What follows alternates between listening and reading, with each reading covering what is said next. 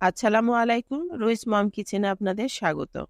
বাইরে থেকে দাম দিয়ে নাগেট না কিনে ঘরে কিন্তু আমরা সহজে তৈরি করে নিতে পারি দারুণ সুস্বাদু এই নাগেট।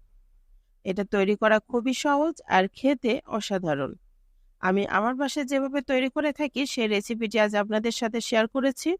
আশা করছি আপনাদের ভালো লাগবে। ভালো লাগলে সাবস্ক্রাইব করে বেল বাটনটি প্রেস করে রাখবেন পরবর্তী ভিডিওর নোটিফিকেশন সবার আগে পাওয়ার জন্য। চলুন তৈরি করে নেই। এটা তৈরি করার জন্য আমি এখানে প্রথমে নিয়েছি ৬টা বড় সাইজের ব্রেড। এই ব্রেডগুলোর আমি চারপাশের লাল অংশগুলো কেটে নিব। আমার এই ব্রেডটা একটু টাটকা, এজন্য এটা যখন আমি গুঁড়ো করব এটা কিন্তু একটু চেপে যাবে। আর ৬টা ব্রেড এমনি শুকনো থাকলে কিন্তু অনেকগুলোই হয়। আমি চারপাশটা ভালো করে কেটে নিচ্ছি এবং এটাকে ছোট ছোট টুকরো করে কেটে নিচ্ছি। সবগুলো আমি একইভাবে টুকরো করে নিব। সবগুলো টুকরা করা হয়ে গেছে। এখন এগুলো আমি একটা ব্লেন্ডারের জারে নিয়ে নিচ্ছি। আমি এখন এগুলো গুঁড়া করে নিচ্ছি।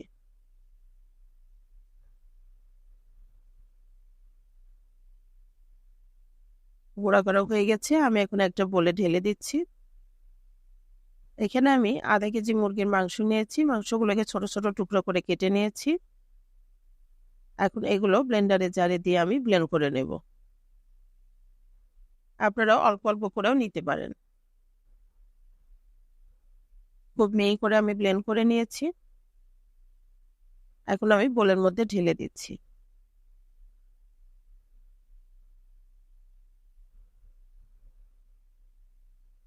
এতে দিচ্ছি আমি ১ টেবিল চামচ আদা রসুন বাটা, ১ টেবিল চামচ সয়া সস, হাফ টেবিল চামচ লেবুর রস, স্বাদ মতো লবণ, হাফ টেবিল চামচ লাল মরিচের গুঁড়া, ১ টেবিল চামচ সয়াবিন তেল। এখন হাতের সাহায্যে আমি সবগুলো উপকরণ ভালোভাবে একসাথে মিশিয়ে নেব। দেখলেন তো, খুব বেশি কিন্তু উপকরণ লাগে না। খুব সহজেই অল্প উপকরণ দিয়ে তৈরি করে নিতে পারেন দারুণ স্বাদের এই নাগেট। সুন্দর একটা ডো তৈরি হয়ে গেছে। আমি এখন বোর্ডের উপর সামান্য একটু তেল লাগিয়ে নিচ্ছি যাতে সহজে আমি উঠিয়ে নিতে পারি।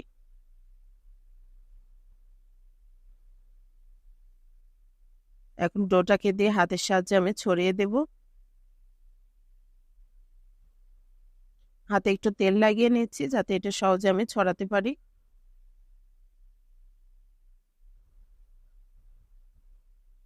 এখন আমি চারপাশটা কেটে সমান করে নিচ্ছি। এটাকে খুব বেশি মোটা করবেন না, এতে করে যখন আপনি ভাজবেন বাইরের অংশটা লাল হয়ে যাবে কিন্তু ভিতরে কাঁচা থাকবে। চারপাশটা কাটা হয়ে গেলে আমি এগুলো সরিয়ে নিচ্ছি।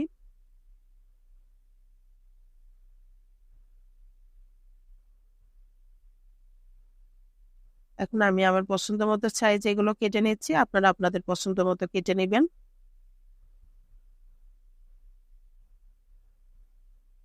একটা উঠিয়ে আপনাদের কাছ থেকে দেখিয়ে দিচ্ছি। দেখুন এটা কতটা পারফেক্ট হয়েছে। আমি সবগুলো একইভাবে তৈরি করে নিয়েছি।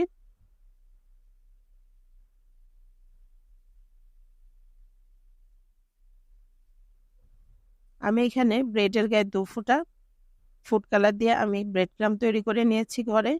এখানে আমি ডিম ফেটে নিয়েছি। প্রথমে আমি ডিমের মধ্যে দিয়ে দিচ্ছি। এরপর ব্রেড ক্রাম্ব লাগিয়ে নেব। দেখলেন তো, তৈরি করা কিন্তু খুবই সহজ। আর একবার তৈরি করে রাখলে এটা অনেকদিন পর্যন্ত আপনি সংরক্ষণ করে রাখতে পারবেন। একইভাবে আমি সবগুলো তৈরি করে নিচ্ছি। মাত্র আধা কেজি মাংসে কতগুলো নাগেট তৈরি হয়েছে দেখুন। আমি এখন দেখাচ্ছি কিভাবে সংরক্ষণ করব ফ্রিজে।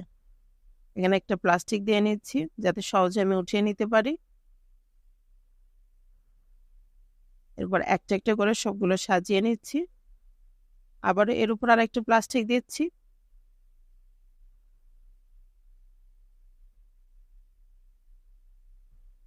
এভাবে করে আপনারা অন্তত ২ মাসের মতো সংরক্ষণ করে রাখতে পারবেন।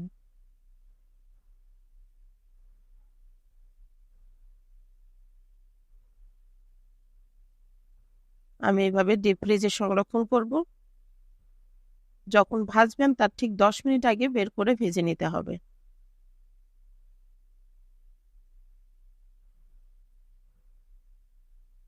আমি এখানে চুলায় তেল গরম করতে দিয়েছি। ঠিক 10 মিনিট আগে বের করেছিলাম আমি। এখন আমি এগুলো দিয়ে দিচ্ছি।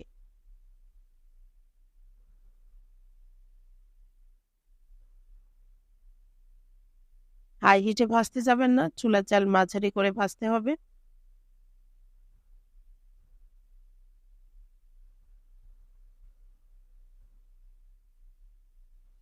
একটা পাশের কালার চেঞ্জ হয়ে আসলে আমি উল্টিয়ে দিচ্ছি। এটা ভাজতেও খুব বেশি সময় লাগে না। আমার ভাজা হয়ে গেছে, এখন আমি উঠিয়ে নিচ্ছি। দেখুন, বাড়িতে খুব সহজে তৈরি করে এভাবে ভেজে নিতে পারেন।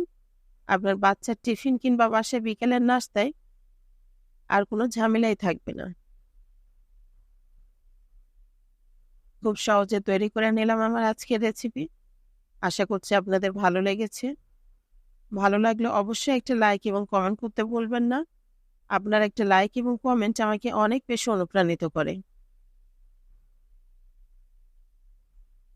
এটা কতটা পারফেক্ট হয়েছে আমি কেটে আপনাদের দেখিয়ে দিচ্ছি।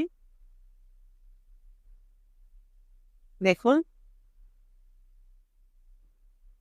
আমার পরবর্তী রেসিপি দেখার আমন্ত্রণ জানিয়ে আজকে এখানেই শেষ করছি। অনেক অনেক ভালো থাকবেন সবাই। ধন্যবাদ।